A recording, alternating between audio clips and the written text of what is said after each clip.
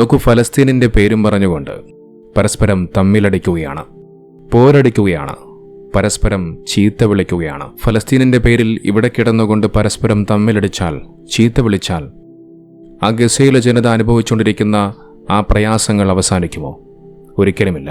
നോക്കൂ, ഞാനിത് പറയാൻ കാരണം കഴിഞ്ഞ കുറേ ദിവസങ്ങളിലായി സോഷ്യൽ മീഡിയയിലൂടെ അഖിൽ മാരാറും അതോടൊപ്പം ഒരു ചെറുപ്പക്കാരനും തമ്മിലുള്ള കുറേ പ്രശ്നങ്ങളുടെ വീഡിയോകൾ കാണാൻ സാധിക്കുന്നുണ്ട്. ഫലസ്തീനിന്റെ പേരും പറഞ്ഞുകൊണ്ടാണ് ഇവർ തമ്മിൽ പ്രശ്നമുണ്ടാക്കുന്നത് എന്നുള്ളത് നാം എല്ലാവരും മനസ്സിലാക്കണം. അതായത് കുറച്ച് ദിവസങ്ങൾക്ക് മുമ്പ് അഖിൽ മാരാർ എന്ന് പറയുന്ന ഒരു വ്യക്തി, ഒരുപക്ഷെ നിങ്ങൾക്ക് എല്ലാവർക്കും അറിയുമായിരിക്കും, ബിഗ് ബോസ് പരിപാടിയിൽ പങ്കെടുത്ത സിനിമയുമായി ബന്ധപ്പെട്ടുകൊണ്ടുള്ള ഒരു സെലിബ്രിറ്റിയാണെന്നൊക്കെ പറഞ്ഞു വെക്കാം. ഈ അഖിൽ മാരാർ ഇസ്രായേലും ഫലസ്തീനുമായി ബന്ധപ്പെട്ടുകൊണ്ടുള്ള വിഷയത്തിൽ ഒരു പ്രസ്താവന നടത്തുകയാണ്. ഏതു വിഷയങ്ങളിലും, അതിപ്പോൾ രാഷ്ട്രീയ വിഷയമായിരുന്നാലും ശരി, മറ്റേതു വിഷയമായിരുന്നാലും ശരി, അതിനെക്കുറിച്ചെല്ലാം സംസാരിക്കുന്ന ഒരു രീതിയാണ് അഖിൽ മാരാർക്കുള്ളത്. അത്തരത്തിൽ അഖിൽ മാരാർ നടത്തിയ ആ ഒരു പ്രസ്താവന സോഷ്യൽ മീഡിയയിൽ വലിയ രീതിയിൽ ചർച്ചയായി.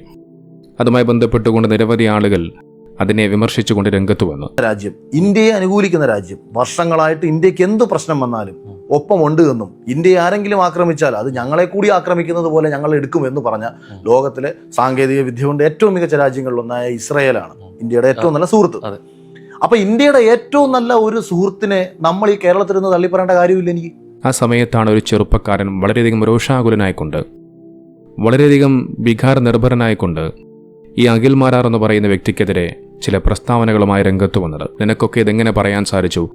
നിന്റെ സ്വന്തം മക്കൾക്കാണിത് സംഭവിക്കുന്നത് എങ്കിൽ നീ സഹിക്കുമോ? എന്നങ്ങനെയുള്ള കുറേ കാര്യങ്ങൾ പറഞ്ഞുകൊണ്ട് അഖിൽ മാരാറെ ചീത്ത വിളിക്കുന്ന ഒരു വീഡിയോ ആയിരുന്നു അത്.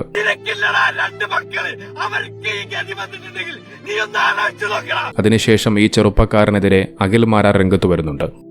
ആ ചെറുപ്പക്കാരൻ ഇനി തീവ്രവാദിയാണ്, നീ സുഡാപ്പിയാണെന്നൊക്കെ പറയുന്ന വോയിസുകൾ അയച്ചതിൻ്റെയൊക്കെ തെളിവ് ആ ചെറുപ്പക്കാരൻ കാണിക്കുന്നുണ്ട്. ഇത് കണ്ടയുടനെ ഈ ചെറുപ്പക്കാരനെ സപ്പോർട്ട് ചെയ്യുന്ന കുറേ ആളുകൾ അഖിൽ മാരാർക്കെതിരെ കൊലവിളിയുമായി രംഗത്ത് വരുന്നു. നിന്നെ കണ്ടു കഴിഞ്ഞാൽ നിന്നെ തല്ലും, അങ്ങനെ ഇന്നെന്നൊക്കെ പറഞ്ഞുകൊണ്ട് വളരെയധികം മോശമായിക്കൊണ്ട് കുറേ പരാമർശങ്ങൾ അഖിൽ മാരാർക്കെതിരെ ആളുകൾ രംഗത്ത് വരികയാണ്. പിന്നീട് അതിനുശേഷം കാണാൻ സാധിച്ചത് ഈ ചെറുപ്പക്കാരൻ കാറ് വരുന്ന സമയത്ത്, ഫാമിലിയുമായി വരുന്ന സമയത്താണെന്ന് പറഞ്ഞു വയ്ക്കുന്നുണ്ട്. ആ സമയത്ത് കുറേ അക്രമി സംഘം ഈ ചെറുപ്പക്കാരൻ്റെ കാറ് വളഞ്ഞുകൊണ്ട് ഈ ചെറുപ്പക്കാരൻ്റെ കാറൊക്കെ അടിച്ചു തകർക്കുകയും അങ്ങനെ പലവിധ പ്രശ്നങ്ങൾ ഉണ്ടാവുകയും ഒക്കെ ചെയ്യുന്നുണ്ട്. ആ സമയത്ത് ആ കാറിനകത്തിരുന്നു കൊണ്ട് ആ ചെറുപ്പക്കാരൻ കരയുന്ന, ഭയപ്പെട്ടുകൊണ്ട് ഇനി മുതൽ ഞാൻ സോഷ്യൽ മീഡിയയിലുള്ള വീഡിയോകളൊക്കെ ഞാൻ അവസാനിപ്പിക്കാൻ പോകുന്നു എന്നൊക്കെ പറയുന്ന കാഴ്ചകളാണ് കാണാൻ സാധിച്ചത്. ഈ ഒരു കാഴ്ച കണ്ടതും വീണ്ടും കുറേ ആളുകൾ അഖിൽ മാരാർക്കെതിരെ കൊലവിളിയുമായി രംഗത്ത് വരികയാണ്. അതിൻ്റെ സ്ക്രീൻഷോട്ടൊക്കെ അഖിൽ മാരാർ സോഷ്യൽ മീഡിയയിലൂടെ കാണിക്കുന്നുണ്ട്. അവസാനം പിന്നീട് ഇപ്പോൾ കാര്യങ്ങൾ ഏകദേശം വന്നു നിൽക്കുന്നത് രണ്ടുപേരും ഒത്തായതുപോലെയാണ്. അതായത് അഖിൽ മാരാർ അവസാനമായ സോഷ്യൽ മീഡിയയിൽ കുറിച്ച പോസ്റ്റ്, ഞാൻ ആ ചെറുപ്പക്കാരനുമായി സംസാരിച്ചു, ആ ചെറുപ്പക്കാരനെ ആക്രമിച്ചവർ ആരായിരുന്നാലും ശരി അവരെ നിയമത്തിൻ്റെ മുന്നിൽ കൊണ്ടുവരണമെന്നുള്ള ആ ഒരു രീതിയിലേക്ക് കാര്യങ്ങൾ അവസാനിച്ചിരിക്കുകയാണ്. നോക്കൂ, ഈ പ്രശ്നം എവിടെ നിന്നാണ് തുടങ്ങിയതെന്ന് നാം എല്ലാവരും ആലോചിക്കണം. ഫലസ്തീനിൻ്റെ പേരും പറഞ്ഞുകൊണ്ടാണ്. നോക്ക്, നമ്മൾ ജീവിച്ചിരിക്കുന്നത് ഇന്ത്യ മഹാരാജ്യത്താണ്. ഈ രാജ്യത്ത് എല്ലാ മതവിഭാഗത്തിലുമുള്ള ആളുകളുമുണ്ട്. പല മതത്തിൽ വിശ്വസിക്കുന്ന ആളുകൾ, പല ആചാരങ്ങളിലും വിശ്വാസങ്ങളിലുമുള്ള ആളുകൾ, ദൈവമില്ല എന്ന് പറയുന്ന ആളുകൾ, അവിശ്വാസികളായ ആളുകൾ, അങ്ങനെ എല്ലാ സമൂഹവും ഉൾക്കൊള്ളുന്ന ഒരു രാഷ്ട്രമാണ് നമ്മുടെ ഇന്ത്യ രാജ്യം. അതുകൊണ്ട് തന്നെ ഈ രാജ്യത്തെ ഓരോ ജനങ്ങളും അവരവർ പറയുന്ന കാര്യത്തിൽ ഭിന്ന അഭിപ്രായ വ്യത്യാസങ്ങളുണ്ടാകും. എല്ലാം ഒരുപോലെ ആകണമെന്നില്ല. അവരവർക്ക് അവരുടേതായ ശരിയുണ്ടാകും. ഇപ്പോൾ ഞാൻ പറയുന്ന ഒരു കാര്യം അത് ശരിയാണെന്ന് ഞാൻ പറയുമ്പോൾ അത് മറ്റുള്ള ആളുകൾ അത് സമ്മതിക്കണമെന്നില്ല. അവരെ സംബന്ധിച്ച് അവരുടേതായ രീതിയിൽ അവരുടെ കാര്യങ്ങൾ അവർ ന്യായീകരിച്ചുകൊണ്ട് അതിന് തെറ്റാണെന്ന് പറയും. ഞാൻ പറയുന്ന കാര്യം മാത്രമാണ് ശരി, അതുമാത്രമാണ് ശരിയെന്ന് മറ്റുള്ളവരോട് നമുക്കൊരിക്കലും ധാർഷ്ട്യം പിടിക്കാൻ പാടില്ല. ഓരോരുത്തർക്കും അവരുടേതായ നിലപാടുകളുണ്ട്, അവരുടേതായ ശരിയുണ്ട്. ഓരോരുത്തരുടെയും മാനസിക നില ഓരോരുത്തരിൽ വ്യത്യസ്തമായിരിക്കും. അത്തരത്തിൽ നമ്മൾ പറയുന്ന ശരിയെ മറ്റുള്ള വ്യക്തികൾ അത് തെറ്റാണെന്ന് പറയുമ്പോൾ നമുക്കതിനെക്കുറിച്ച് പ്രതികരിക്കാം. കാരണം നമ്മുടെ രാജ്യത്ത് അഭിപ്രായ സ്വാതന്ത്ര്യമുണ്ട്. ഏതു വിഷയത്തെക്കുറിച്ചും പറയാനുള്ള അഭിപ്രായ സ്വാതന്ത്ര്യം.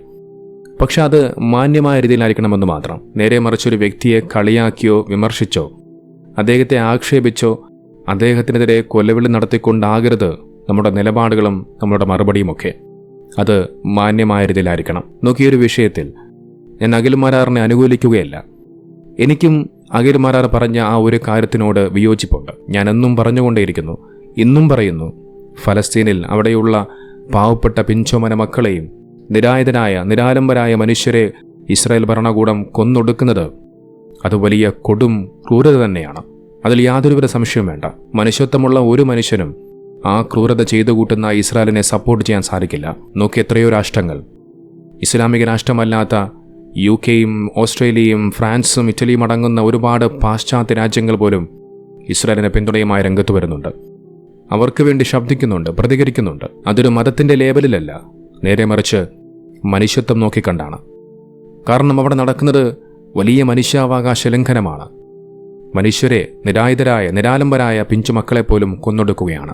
അത്തരത്തിൽ ആ കൊടും ക്രൂരത ആ ജനത അനുഭവിച്ചുകൊണ്ടിരിക്കുമ്പോൾ നമ്മളാൽ കഴിയുന്നത് എന്താണെന്ന് ചോദിച്ചാൽ, നമുക്ക് ആ ജനതയ്ക്ക് വേണ്ടി ഐക്യദാർഢ്യം പ്രഖ്യാപിക്കാം, അവരെ സപ്പോർട്ട് ചെയ്യാം, അവർക്ക് വേണ്ടി ശബ്ദിക്കാം.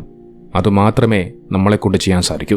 അങ്ങനെയാകണം നമ്മൾ ആ ജനതയെ ചേർത്ത് പിടിക്കേണ്ടത്. അല്ലാതെ നമ്മൾ ഇവിടെ കിടന്ന് കൊലവിളി നടത്തിയതുകൊണ്ടും പരസ്പരം തമ്മിലടിച്ചതുകൊണ്ടും പരസ്പരം ചീത്ത വിളിച്ചതുകൊണ്ടൊന്നും ഗസയിൽ അവിടെ ഇസ്രായേൽ ഭരണകൂടം നടത്തിക്കൊണ്ടിരിക്കുന്ന ആ ക്രൂരതകൾ അതൊരിക്കലും അവസാനിക്കാൻ പോകുന്നില്ല.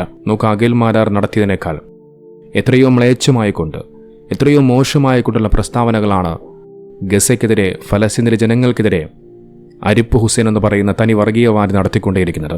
കഴിഞ്ഞ ദിവസം ഗസയെ മരണപ്പെട്ടു പോകുന്ന ജനങ്ങളുടെ അവയവങ്ങൾ അത് മോഷ്ടിക്കപ്പെടുന്നു എന്ന് പത്രവാർത്താ മാധ്യമങ്ങൾ പുറത്തുവിട്ട വാർത്തയ്ക്ക് താഴെ ആ വർഗീയവാദി കുറിച്ച ഒരു കുറിപ്പ് ഒരു മനുഷ്യന് പോലും അത് എഴുതാൻ സാധിക്കില്ല. എത്ര മോശമായിട്ടാണ് ഈ വർഗീയവാദി അതിനകത്ത് ആ ജനതയെക്കുറിച്ച് പറഞ്ഞു വയ്ക്കുന്നത്. ഇത്തരത്തിലൊരു പാവപ്പെട്ട നിസ്സഹായരായ ജനത, അവർ മുഴുവനും കൊല്ലപ്പെടണമെന്ന് ആഗ്രഹിക്കുന്ന, ആ കൂട്ടക്കുരുതിയെ സപ്പോർട്ട് ചെയ്യുന്ന, ആ വംശഹത്യയെ സപ്പോർട്ട് ചെയ്യുന്ന ആ വർഗീയവാദിക്കാണ് കഴിഞ്ഞ ദിവസം ഒരു കൂട്ടം വരുന്ന നാസ്തികർ ഒരു അവാർഡൊക്കെ കൊടുത്തത്. സ്ത്രീകൾക്കെതിരെ പോലും പലപ്പോഴും ലൈംഗിക അധിക്ഷേപം നടത്തുന്ന, നിരാലംബരും നിരായുധരുമായ ഒരു സമൂഹം മുഴുവനും നശിച്ചു കാണുമെന്ന് ആഗ്രഹിക്കുന്ന ആ വർഗീയവാദിക്കാണ് അവാർഡ് കൊടുത്ത് ആദരിച്ചത് എന്നുള്ളത് പ്രത്യേകം മനസ്സിലാക്കണം. സ്വയം യുക്തിവാദികളെന്ന് വിശേഷിപ്പിക്കുന്ന ആ ആളുകളുടെ മനസ്സിൽ എത്രത്തോളം വർഗീയത അടിഞ്ഞുകൂടി കിടപ്പുണ്ട് എന്നുള്ളത് നമുക്ക് പ്രത്യേകം മനസ്സിലാക്കാൻ സാധിക്കും. ഇവൻ മാത്രമല്ല, പല വർഗീയവാദികളും ഇത്തരത്തിൽ ആ ഗസയെക്കുറിച്ച് വളരെയധികം മോശമായിക്കൊണ്ട് പല പരാമർശങ്ങളും നടത്തിക്കൊണ്ടേയിരിക്കുന്നു. അങ്ങനെയാണെന്നുണ്ടെങ്കിൽ ഇത്തരത്തിൽ ഒരുപാട് ആളുകൾക്കെതിരെ കൊലവിളി നടത്തേണ്ടി വരും, പരസ്പരം തമ്മിലടിക്കേണ്ടി വരും. അതിന് മാത്രമേ സമയമുണ്ടാവുകയുള്ളൂ. വർഗീയവാദികളുടെ ഇത്തരം പരാമർശങ്ങളും ഇത്തരം കാര്യങ്ങളൊക്കെ നമ്മൾ ഈ ചെവിയിൽ കൂടെ കേട്ട് മറ്റേ ചെവിയിൽ കൂടി അങ്ങ് വിട്ടുകളയുക. അത്രയേ ഉള്ളൂ കാര്യം. സിമ്പിളാണ്. ഈ ഗസയിലെ ജനതയെക്കുറിച്ച് ഇത്തരത്തിൽ മോശമായി ഓരോ പ്രസ്താവനകൾ ഇറക്കുന്ന ഈ അരിപ്പ് ഹുസൈനും അതോടൊപ്പം അവൻ്റെ കൂടെയുള്ള പല വർഗീയവാദികളും ഈ ലോകമുള്ള കാലത്തോളം എപ്പോഴും ഇവിടെ ഉണ്ടാകുമെന്നാണോ നിങ്ങൾ ചിന്തിക്കുന്നത്? ഒരിക്കലുമില്ല. എല്ലാവരും ഒരു നാൾ മരണപ്പെടേണ്ടവരാണ്. ഇതിനു മുമ്പ് ഇതിനേക്കാൾ വളരെയധികം മോശമായിക്കൊണ്ട്, ഇതിനേക്കാൾ മ്ലേച്ഛമായ വാക്കുകൾ ഉപയോഗിച്ച് ഇസ്ലാമിനെ അവഹേളിച്ചവരൊക്കെ എവിടെ പോയി? മണ്ണോട് മണ്ണലിഞ്ഞു ചേർന്നു. ഇത്രയേ ഉള്ളൂ ഒരു മനുഷ്യൻ്റെ അവസ്ഥ. ഗസയിലെ ജനതയുടെ അവകാശം ആരും ഏറ്റെടുക്കേണ്ടതില്ല. അവർക്ക് അള്ളാഹു ഉണ്ട്. അള്ളാഹുവിൻ്റെ സഹായം ആ ജനതയ്ക്ക് എപ്പോഴും ഉണ്ടാകും.